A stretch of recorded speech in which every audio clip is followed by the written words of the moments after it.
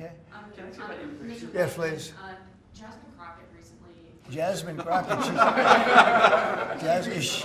Remember what I said? Is she a relation to the late, great Davy Crockett? I don't think so. Jasmine Crockett, let me tell you, before you even ask, she's a very low IQ person.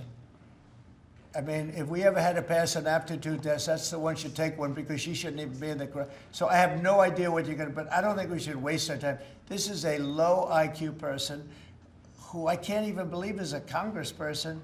Between her and Ilman Omar and the group. You know, I met the head of Somalia. Did you know that? And I suggested that maybe he'd like to take her back, and he didn't want her. He said, I don't want her. Okay, what else? Let's bring in the person he name-checked there, Democratic Congresswoman Jasmine Crockett of Texas. Congresswoman, your response. The fact that you just got done engaging in a conversation where we have a president of the United States who has no idea about the oath that he just took on January 20th tells me everything that I need to know. He didn't even have good sense enough in that same interview to say something as simple as, yes, I will follow the Constitution. You know, the thing that actually derived from the oath that he was supposed to take. And he supposedly took an oath, which there's a lot of people that point out that he never put his hand on the Bible, even though he acts as if he could somehow be the Pope. But nevertheless, that oath specifically says that you will defend the Constitution. So the idea that you are now taking the Constitution and, as I said at the DNC, putting it through a paper shredder is a problem. And I think that this should not be partisan. This should be right versus wrong. A lot of the things that this administration is doing, they don't have anything to do with partisanship. This is right versus wrong. And right now, they are consistently wrong. Jasmine Crockett leans forward, eyes burning with resolve. The fact that you just got done engaging in a conversation where we have a president of the United States who has no idea about the oath he just took on January 20th tells me everything I need to know. Her voice sharpens. He didn't even have the good sense in that interview to say something as simple as, yes, I will follow the Constitution, the very thing that oath requires him to do. That oath says you will defend the Constitution. And yet, this man treats it like a paper shredder. She shakes her head, the fire building. This isn't about partisanship.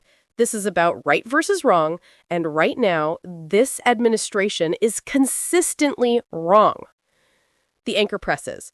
Trump called you the future of the Democratic Party. Are you? Crockett answers without hesitation. I don't know if I'm the future of the party, but I do know this. In this moment, we need people unafraid, people willing to go after this administration for the good of the country. That's what I intend to do.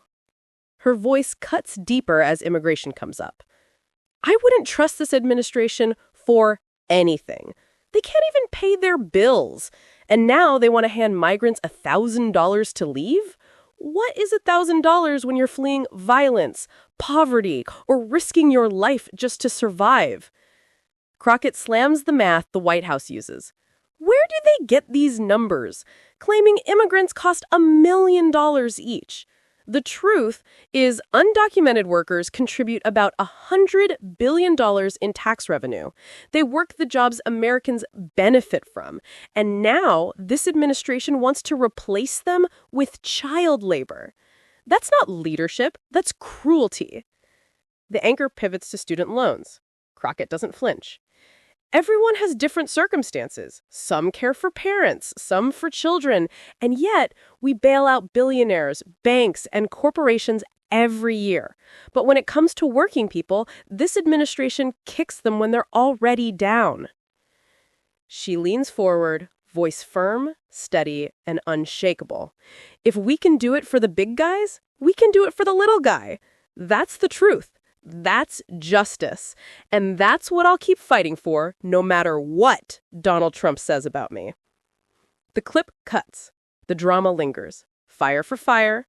Jasmine Crockett has spoken. One of the reasons that actually propelled me into saying, yes, I will absolutely go, is because the economy was so bad that I wouldn't be able to get a job and actually start paying those loans back. So I decided to, go get more education and hopefully come out in 3 years to a better market, and have enough education to be able to actually pay these bills. Listen, we all have different sets of circumstances, whether it's life that's happening, whether you're taking care of your parents, or whether you're taking care of children. But the reality is that we consistently offer breaks to those that are paying out multi-billion-dollar bonuses, whether it's in the banking industry, whether it's in the auto industry. We continue to offer those kind of bailouts. But when it comes to the everyday working person, the person that is going to feel these failed tariffs policies the most, as they are doing a historic amount of firings in our federal government, which means that it's not just going to impact those that are being fired. It's going to impact